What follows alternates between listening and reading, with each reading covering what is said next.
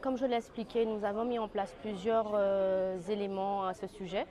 Il n'y a pas que pour la Désirade, il y a d'autres collectivités Saint-François, justement, qui vont en faveur de cette dynamique au regard des actions que nous devons mettre en place avec le PCAET.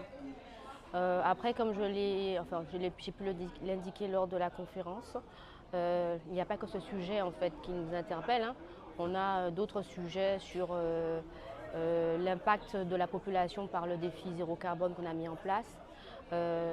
Toute la liste, en fait, je ne vais pas épeler toute la liste, mais voilà, on a vraiment beaucoup d'actions, des stratégies. Et la dernière action que nous sommes en train de mettre en place, c'est qu'on appelle le projet Excellence Verte et Bleue.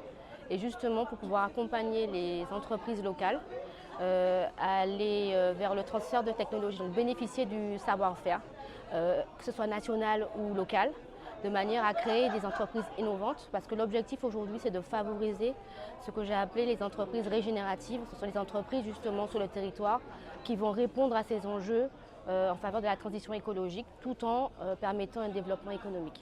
On n'est pas dans une démarche coercitive.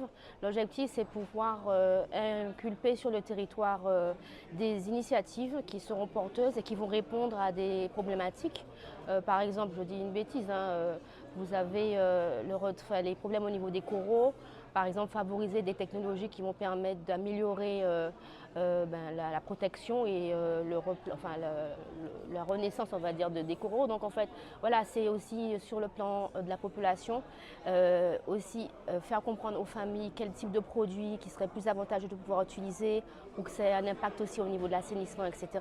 Enfin voilà, c'est vraiment travailler dans le cadre des politiques publiques qu'on veut mettre en place, mais aussi accompagner, que ce soit les porteurs de projets, mais que ce soit la population pour les informer justement sur les pratiques vertueuses qu'elle devrait mettre en place pour que justement on réponde aux enjeux de notre territoire au niveau du tourisme.